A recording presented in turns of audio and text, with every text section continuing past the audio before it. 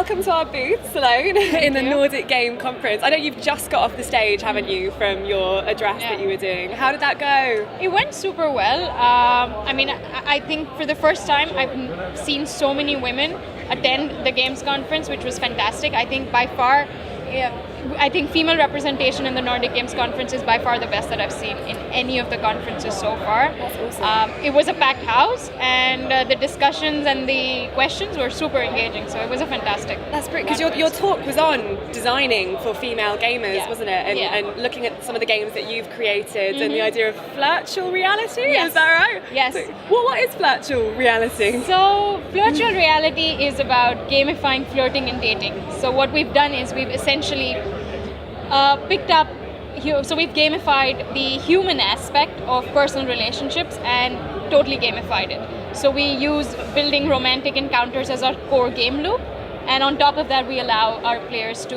build social proof. We allow them to customize their avatars, build an entourage of friends, explore locations, and go on virtual dates. So it's a social world that we're building, and that's what Virtual Reality is about. So is it, because obviously your demographic is mostly female, and is it that social interaction, that social world that kind of grabs female gamers? What is it that female gamers love? Right. So for us, when we initially launched, we thought it would be a bit more gender neutral. Even though the game was about socializing and exploring, we knew that would appeal to a female audience, but we didn't know that it would appeal to such a large extent. Our demographic is consistently, on an average, 75% women between the ages of 18 to 30, and they love the whole flirty conversations, but at the same time they like the customization, they like the dress up, they like the conversations, the virtual world. Also, unlike other virtual worlds, we provide our female players with form and structure. There are clear missions. We're eventually looking to evolve committed relationships, even marriage, and the whole soap opera around relationships into the game. So that's something we're looking forward to bringing in. Because what are some of the common misconceptions or mistakes that people make when they're designing games for women? I think mostly, game makers haven't woken up to the fact that there are female gamers, and when they do try and design games for women, they tend to make it very girly, very feminine. It's almost like a stereotype that you're catering to, which I believe is not the best way, because that seems patronizing to female gamers. For us, I think we never chose to build games for women.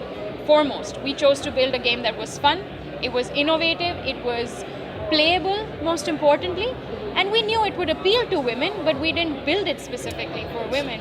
We realized that women are our target audience, and I think it's important to understand that men and women both consume and play games differently, like they do in everything else in real life as well. I think that's true for gamer behavior as well. And that's what we went with our feeling. We know that we have a game that appeals to men and women, but more women, and that's our targeted audience, and that's how we've learned to listen to them, and we've learned to give them what they want.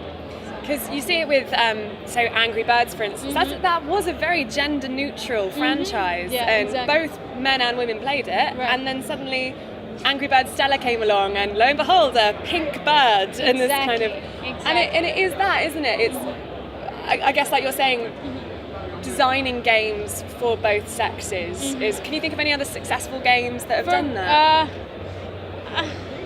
I think The Sims was a great franchise. The Sims then eventually also ended up being 65% women, but there were also men playing the game. There's nothing wrong with designing games for women, but I think it's important to understand how women tend to play games, and it's important to not be patronizing to them. I think that's very important. I think women gamers are an underserved market, and game makers are now waking up to the fact that there are a bunch of female gamers. And there are very interesting statistics. So Flurry, the analytics tool, they did a study last year on how men and women consume games, and they actually discovered that women tend to pay more on in-app purchases than men do. Oh, that's interesting. And they pay 31% more than on in-app purchases. Wow. And women also spend 35% more time in-game as compared to the male gamers. Wow, so female gaming is quite a lucrative market. Absolutely, really. Absolutely. And this is something I think now game makers are waking up to the fact. They're thinking, oh, hey, that's a market, how do I serve it? Yeah. And suddenly now they're scrambling to make games which are, very female, but these female gamers are like, hey, we've always been around, and now you're waking up to us. So I think there's a fine balance that needs to be maintained. Has your user acquisition strategy varied kind of in targeting this market? We went very broad with user acquisition when we ran experiments, but more and more we saw female gamers respond to us. And then over time we stopped doing user acquisition, and now we get organic traffic, and it's largely female players who are coming back and playing our game, who are retained within the game, who are monetizing well for us. So I think we've seen that transition as well. That no matter what kind of UA we did, user acquisition we did, we saw females respond to us more as compared to men. So yeah. Is there anything that frustrates you about how female gamers are often portrayed, or female in games? No, not particularly. I think now the games industry is more open, it's more welcoming.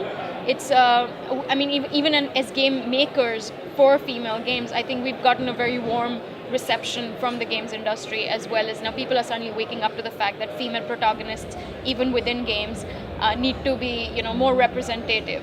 And I think that discussion is happening, and that's a welcome change. I think that's definitely something that the industry is needing, and it's going towards. And that's fantastic. Nice. And you're not going to turn around and try and create a different version of your game that targets the male market as well, or no, that's going to keep it? Yeah, we're going to keep it focused to our target audience. Yeah. Awesome, great. Well, thank you so much for taking the time out from the conference, and well done again on your talk. Thank you. Very happy to have a chat.